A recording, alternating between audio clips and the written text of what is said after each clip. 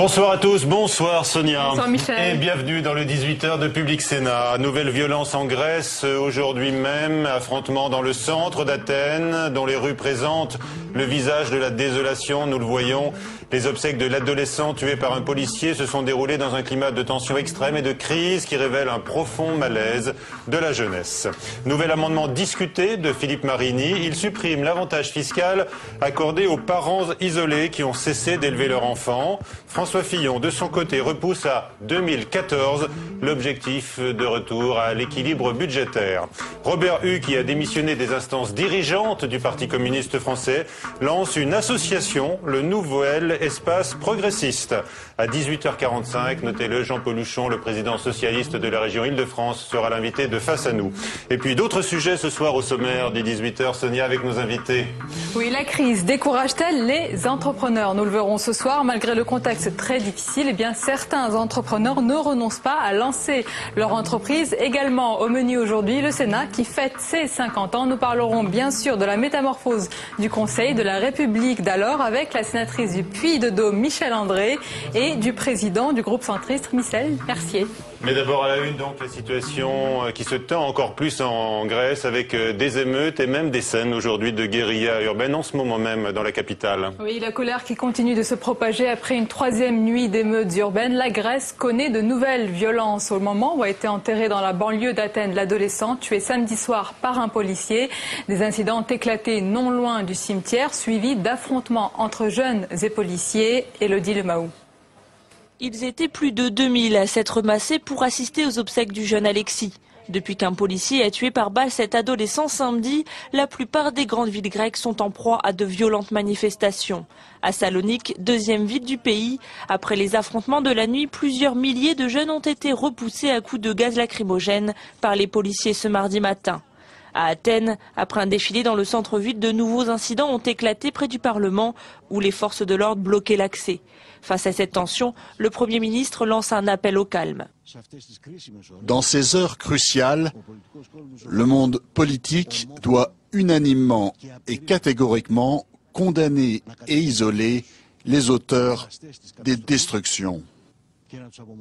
Bien plus qu'une simple bavure policière, c'est à une véritable crise de confiance de la jeunesse grecque que doit faire face le gouvernement conservateur, déjà déstabilisé par des scandales financiers et politiques. L'opposition a quant à elle demandé la tenue de nouvelles élections. Le policier incriminé a été arrêté et inculpé d'homicide volontaire.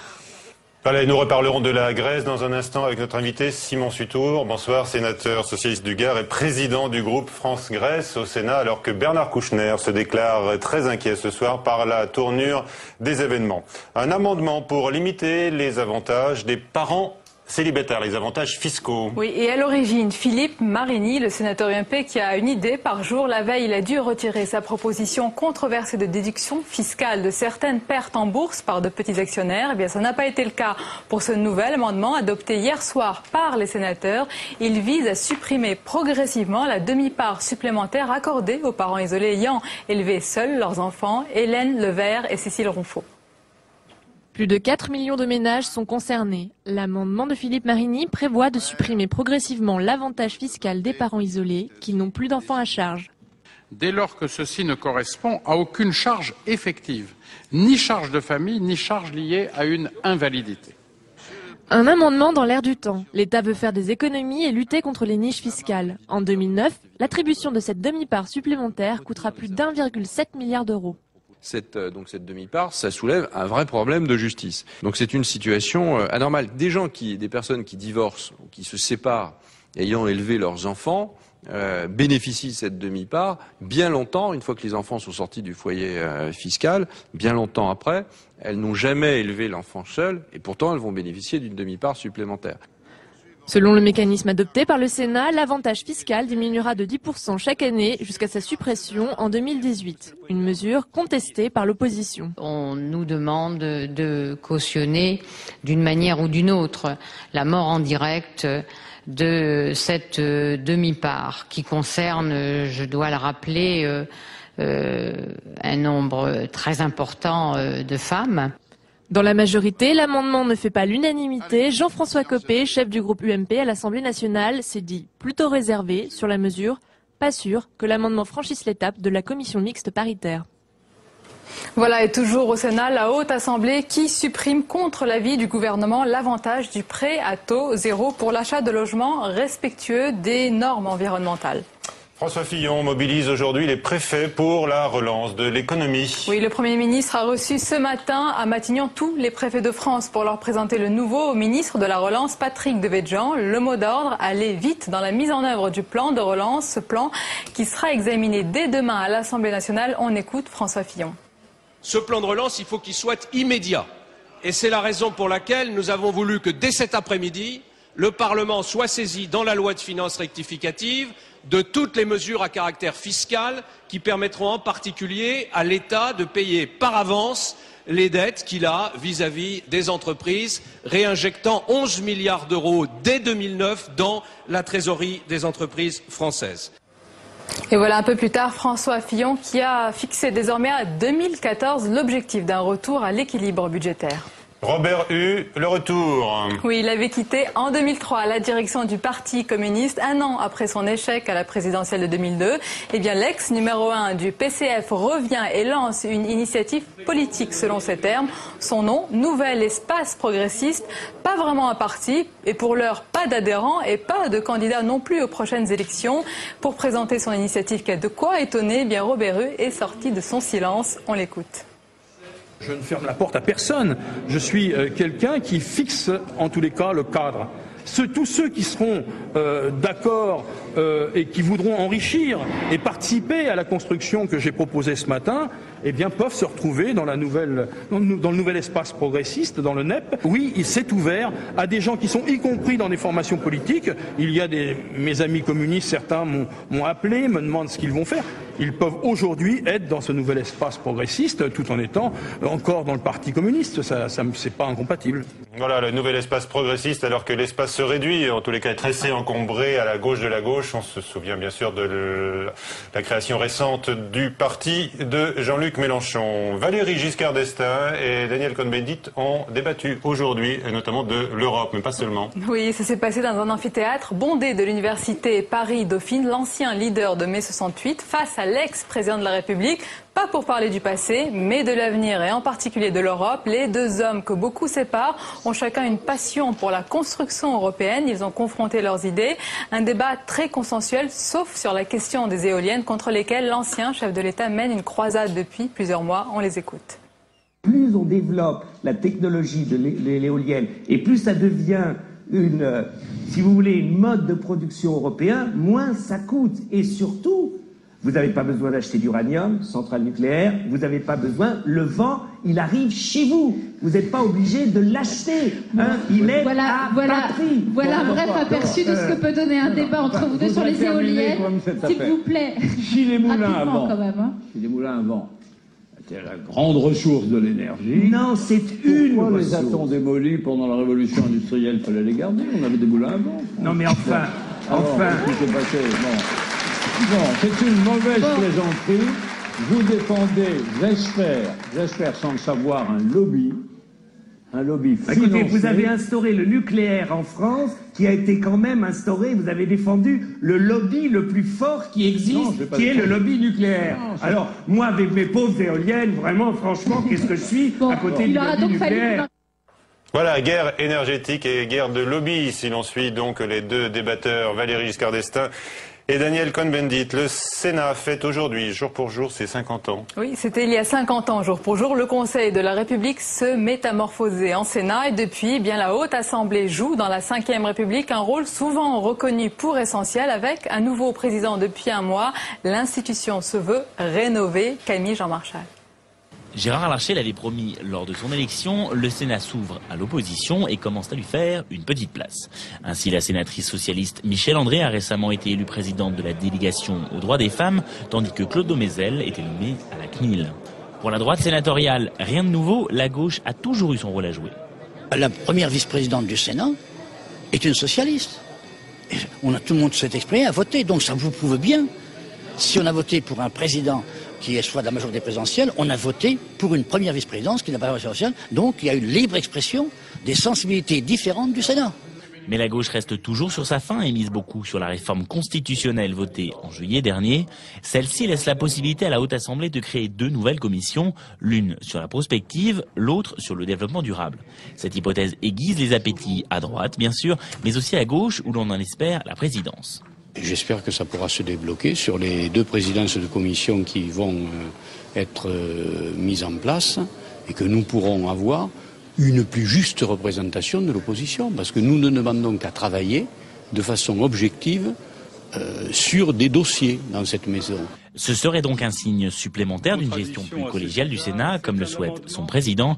50 ans après sa création, le Sénat est toujours majoritairement à droite. Reste une grande inconnue, 2011 et ses élections sénatoriales, qui pourraient voir la gauche l'emporter. Des affrontements entre jeunes et forces de l'ordre ont éclaté à Brest en marge d'une manifestation lycéenne contre la réforme de l'éducation. Ce mouvement, qui a démarré lundi, a pris de l'ampleur aujourd'hui, notamment à Nantes, en Vendée ou encore à Laval. Les professeurs et syndicats s'inquiètent de la dureté de ce mouvement naissant. Et tout de suite, la suite du 18h avec nos invités sur les thèmes suivants. La Grèce face au malaise de sa jeunesse, notre page spéciale crise. Puis nous parlerons bien sûr des 50 ans du Sénat, anniversaire discret avec les sénateurs Michel André et Michel Mercier, président du groupe centriste.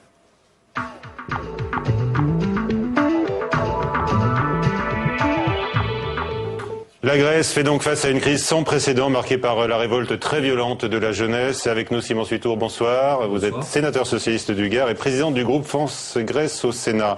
La nature des événements qui se déroulent encore en ce moment même, effectivement, est de nature à inquiéter. Oui, c'est une nouvelle épreuve que subit la Grèce après les incendies meurtriers de l'été 2007. Bon, là, c'était un fait dramatique, mais naturel. Là, il s'agit d'une véritable guérilla qui se répand dans les villes, hein. Oui, il s'agit d'une sorte de révolte de la jeunesse face à la situation qui lui est faite. C'est-à-dire que la Grèce s'est beaucoup développée et 80 000 jeunes sortent des universités grecques chaque année.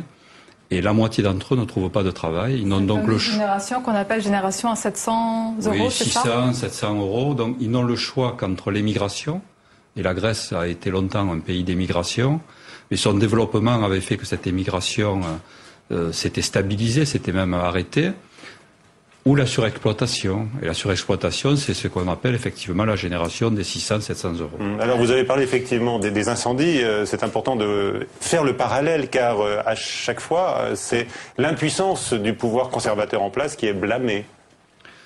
Disons que la Grèce est le berceau de la démocratie. Donc il y a une exigence forte des Grecs sur la démocratie et son respect. Et effectivement, il semble que le Premier ministre soit un peu dépassé par les événements. Il y a eu quand même une série de scandales financiers ces derniers temps. Il y a une démission de 2 ministres. Il y a aussi une publication sur des élus qui auraient reçu de l'argent. C'est peut-être la goutte qui a fait déborder le vase. Je crois que la population et les jeunes en particulier ont été très sensibilisés au décès de ce jeune Alexis, policiers, donc, voilà, samedi. Qui, faut le rappeler, n'avait que 15 ans. N'avait que 15 ans. Je crois que c'est la goutte qui a fait déborder le vase et que la jeunesse s'est exprimée sur son mal de vivre. Et bon, je vous l'ai dit, la Grèce, c'est le berceau de la démocratie et donc l'exigence de démocratie est sans doute plus forte qu'ailleurs. Il y a les jeunes, mais on parle aussi d'un mouvement anarchiste. Est-ce que ce sont des groupuscules qui sont organisés, qui sont connus en Grèce ? Je crois que sur des difficultés de ce type, elles sont peut-être exploitées, mais je crois que dans tous les pays d'Europe, des mouvements similaires existent, mais pas particulièrement de manière forte en Grèce.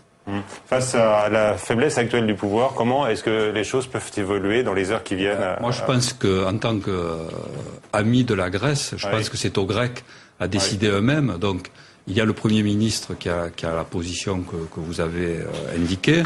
Et puis il y a le leader de l'opposition, Georges Papandréou, le leader du PASOK, qui a demandé la dissolution de l'Assemblée, de nouvelles élections.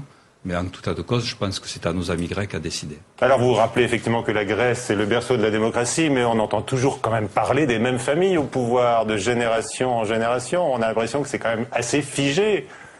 Oui, c'est sûr que Karamanlis, c'est un nom connu en Grèce. Papandréou, c'est un nom... On les entend depuis toujours. Ce sont des grandes familles. Est-ce qu'elles ont leur responsabilité dans la déliquescence générale ?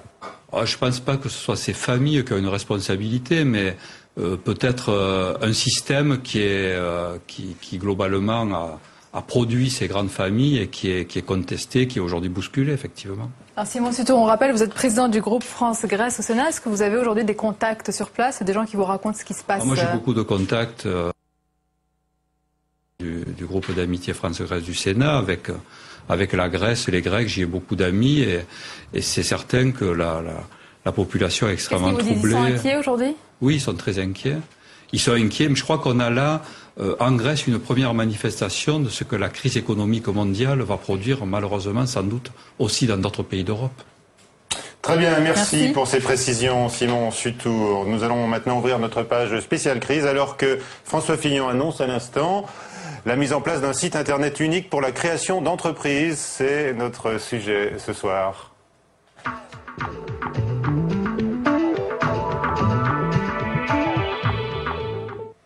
Et tout de suite, donc, notre rubrique sur la crise avec le portrait d'un jeune entrepreneur de 27 ans qui a décidé de ne pas reculer malgré ce contexte. Regardez, c'est un reportage d'Anne-Louise de Rohan.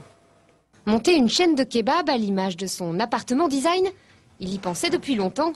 David Schmitz a décidé de réaliser son rêve il y a 2 mois. Seulement avec la crise, le jeune entrepreneur peine à trouver les 600 000 € nécessaires pour ouvrir un premier restaurant. C'est moins facile peut-être aujourd'hui de lever de l'argent parce que c'est vraiment le nerf de la guerre et c'est de ça dont il s'agit.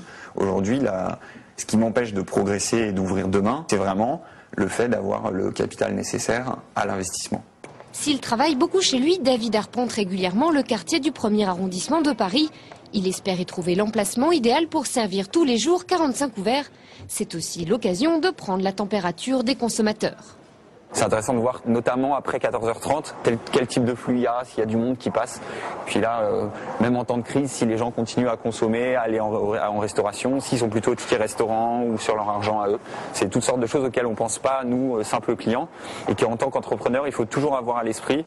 Et David n'exclut pas non plus de tomber par hasard sur de possibles investisseurs. Si vous payez l'ISF et que vous voulez investir chez moi, il n'y a aucun problème. Dans le marché, il est acquis en ce moment aux Turcs, je crois, le kebab, ouais, c'est les Turcs. En Allemagne, mais en France, c'est très éclaté. En France, c'est très éclaté. Mais si je vous dis, j'ouvre à Opéra un kebab qui sera en termes de déco et tout proche de ça, avec une garantie d'hygiène et de qualité, vous seriez client. Oui. Ah ben, merci de votre réponse. Une grosse partie de mon travail est d'essayer de rechercher ces investisseurs en capital privé. Et c'est un secteur qui est en train de se normaliser beaucoup, konnichiwa, et qui...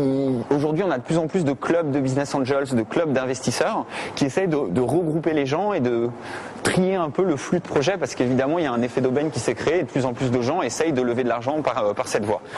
David se donne 6 mois pour ouvrir la première enseigne. Alors il ne perd de temps sur rien, il compte sur une valeur sûre, son agence immobilière pour lui dénicher une bonne affaire.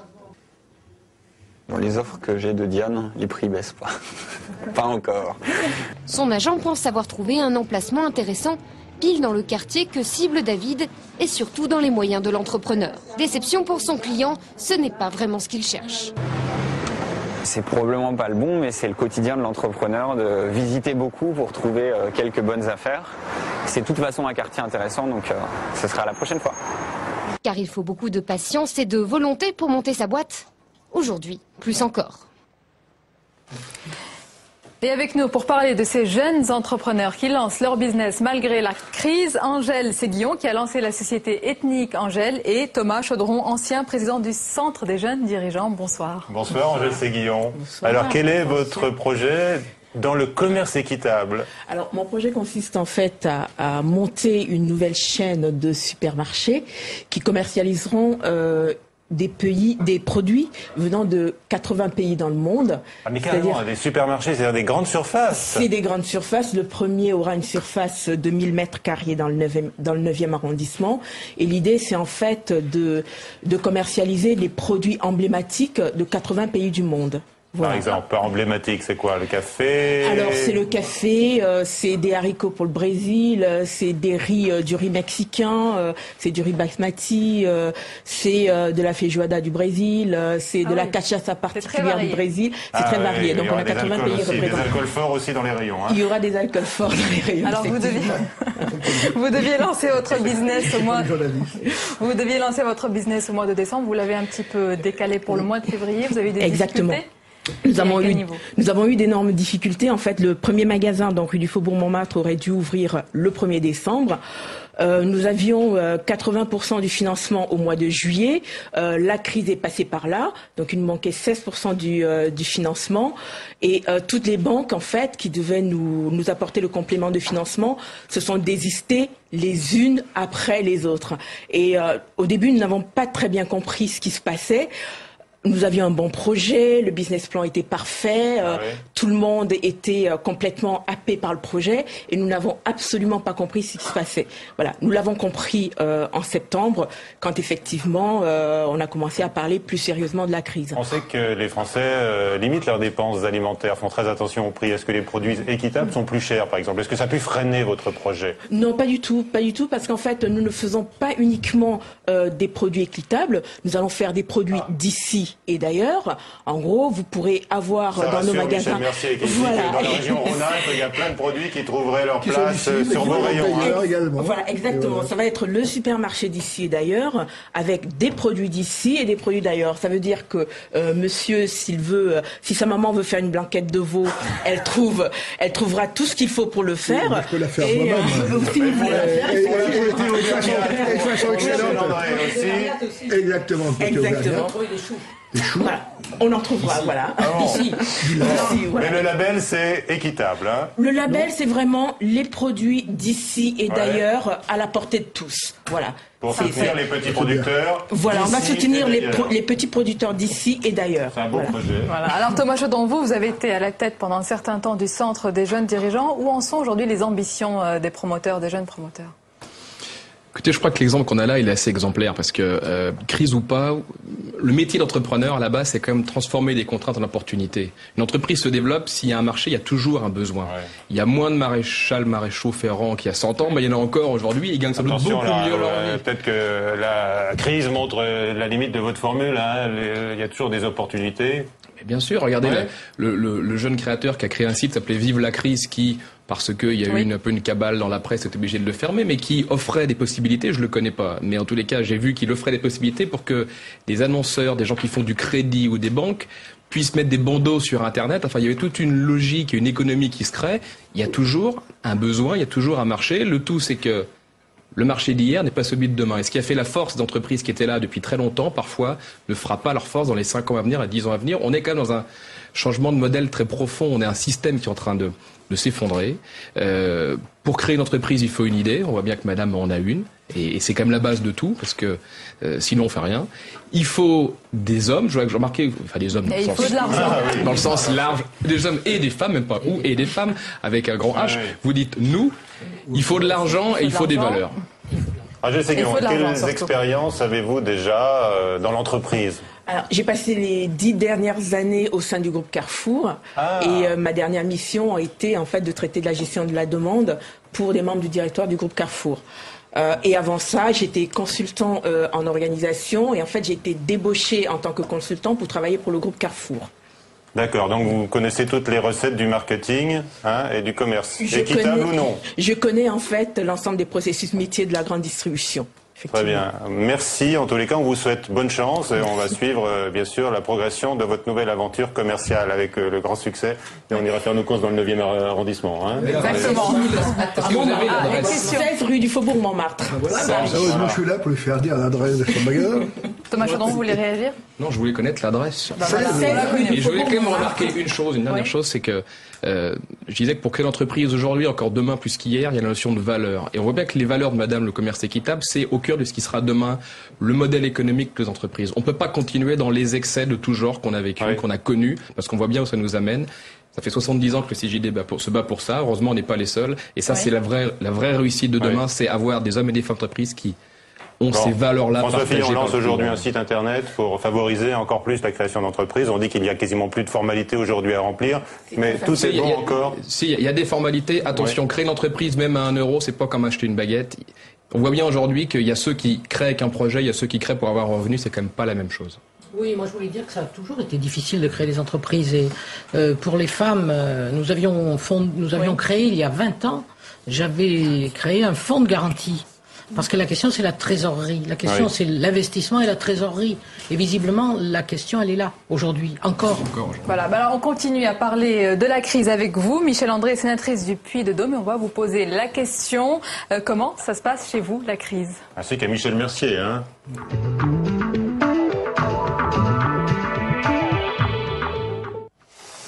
Michèle André, alors comment ça se passe chez vous, la crise donc dans le Puy-de-Dôme?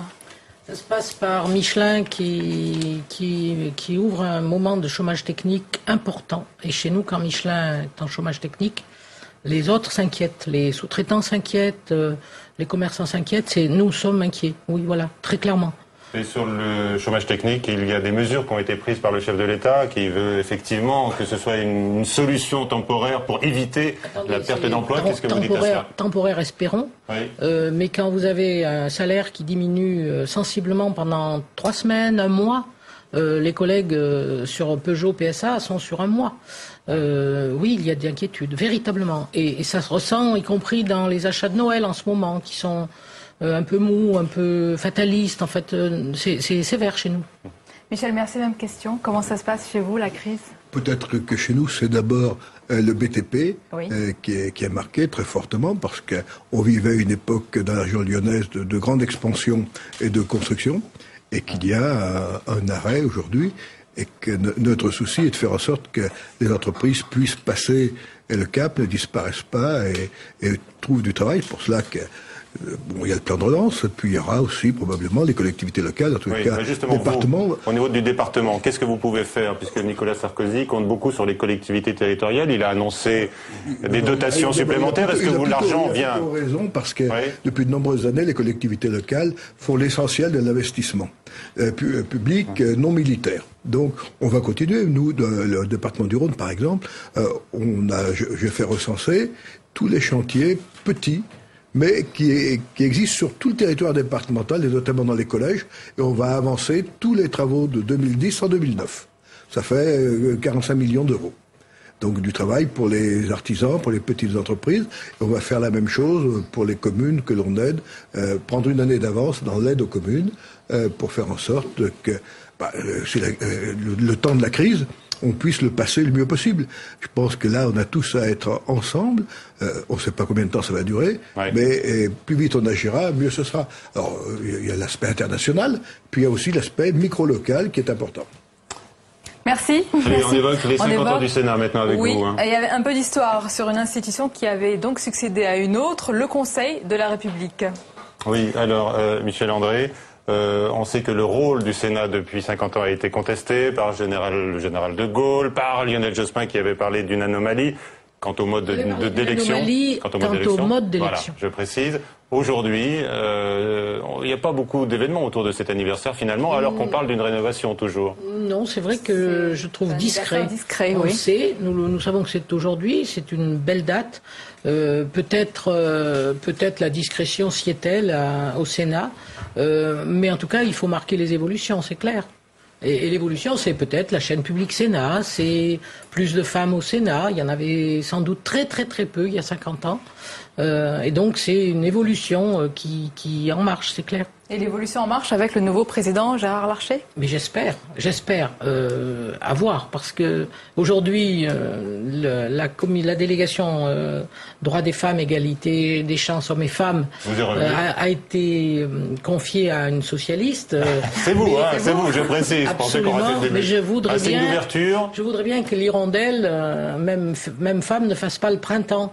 Et donc nous espérons davantage nous investir et travailler et trouver le style d'une opposition moderne et qui soit capable d'être prise en compte ici dans cette maison. Une opposition moderne, c'est-à-dire pas l'obstruction systématique? Mais vous avez remarqué que tout de même nous ne sommes pas dans l'obstruction systématique. Nous défendons notre point de vue, nous le faisons en séance, nous votons et admettez que de temps en temps, quand on voit arriver une série de deuxième délibération à minuit sur les recettes de l'État, franchement, on serait tous dans l'opposition. Différencier par exemple des députés socialistes qui mènent par exemple en ce moment la bataille sur l'audiovisuel. Mais nous mènerons la bataille sur l'audiovisuel aussi, pour des principes.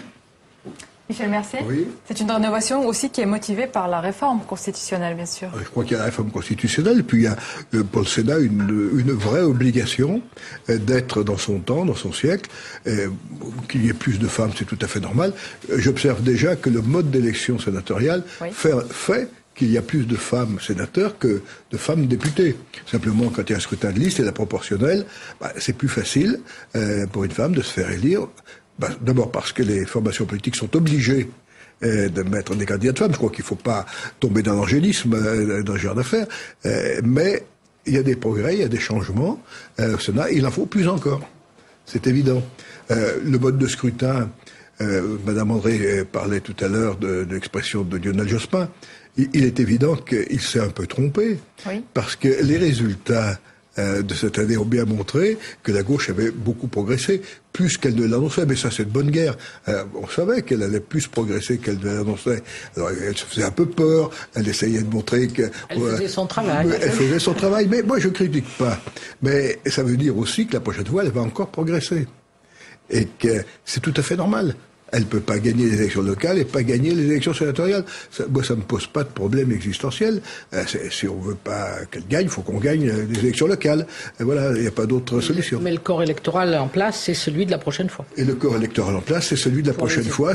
Honnêtement, c'est pour 2014. Donc, Mme André est contente. Elle a son matelas de grands électeurs. Plus rien à faire avant 2014. Mais elle ne va pas s'endormir pour autant. Elle ne va pas s'endormir. Mais ça veut dire que le Sénat va encore beaucoup changer. Mais il nous reste beaucoup de choses à faire. Et je crois que la rénovation, c'est la réforme constitutionnelle va nous obliger à changer beaucoup les choses. Oui.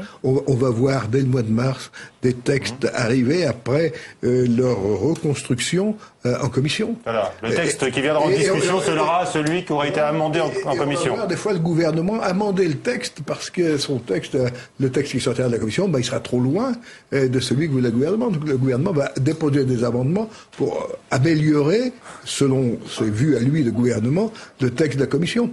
Et que les sénateurs devront changer considérablement leur façon d'être sénateurs.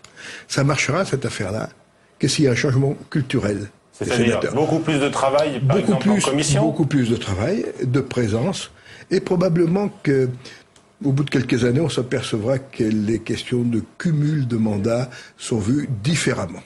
Différemment. Parce qu'on ne pourra pas faire fonctionner le Parlement, le Sénat et l'Assemblée nationale avec la réforme constitutionnelle en faisant comme avant. Aujourd'hui, c'est relativement simple. Hein. Le gouvernement décide, prépare à l'expertise, il envoie un texte. Alors, quand on est dans l'opposition, on est plutôt contre. Quand on est dans la majorité, on est plutôt pour. Quand on est centriste, on essaye d'améliorer le tout. Et c'est pas facile tous les jours. Après, vous voyez le rôle des centristes, Michel. Si Michel Mercier le dit, bien sûr. Vous avez le droit de le contester. Non, mais là, c'est d'accord avec moi, d'ailleurs, je veux dire. Mais demain sera plus possible. Oui. Parce que c'est la commission qui va faire le texte. Oui. Il faudra être là. Il faudra participer. Il faudra avoir l'expertise. Il faudra que les groupes politiques pensent en amont, qu'ils aient avec eux des experts, ça ne pourra pas marcher sinon. Donc c'est un changement culturel très profond du Parlement, et c'est les parlementaires qui ont ça dans leurs mains. Soit ils feront le changement, soit ils ne le feront pas. Michel André, c'est une révolution culturelle. Moi, je pense que c'est très important. Et d'ailleurs, j'attends avec impatience comment le gouvernement va accepter que le texte arrivant devant la plénière soit celui de la Commission. Parce que nous avons déjà vu combien il résiste. Et sur certains sujets, moi j'aurais bien voulu sur l'immigration l'an passé, sur les tests ADN par exemple, que le départ soit celui de la Commission. Ça change beaucoup de choses. Alors je suis d'accord avec Michel Mercier, ça demandera beaucoup de travail, beaucoup de présence, mais surtout ça demandera une publicité des débats de la Commission qui n'existe pas. Vous parlez des tests ADN, on a cité le général de Gaulle, Lionel Jospin il y a un instant, on peut aussi citer François Mitterrand qui disait que le Sénat était le garant des libertés. C'est aussi un objectif commun à tous les partis. Il l'a montré. Mais sous la 7e République, les positions du président Poher pour saisir le Conseil constitutionnel sur le droit d'association. Il l'a montré. Il l'a montré. Mais ça demandera effectivement une autre organisation. Et vous êtes plus vigilant aujourd'hui encore qu'hier, puisqu'on dit qu'il y a un débat en France en ce moment, Michel Mercier, sur les libertés publiques, justement. Oui, il y a un débat sur les libertés publiques. Les textes qui vont venir au Sénat d'ici le début de l'année vont rappeler le rôle de gardien des libertés publiques qui est celui du Sénat. Très bien, merci pour cette projection, donc dans les mois qui viennent, évidemment, Michel Mercier. Peut-être pour vous des changements, puisqu'il y a un remaniement qui se dessine, paraît-il, pour l'année prochaine, et votre nom est cité. Par vous, et je vous en remercie.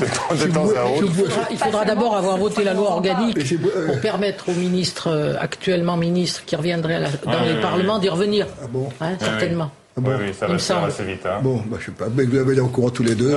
C'est bien ce qui me toujours cette semaine, mon cher collègue. Semblait que merci, entre la presse et l'opposition, tout se faisait.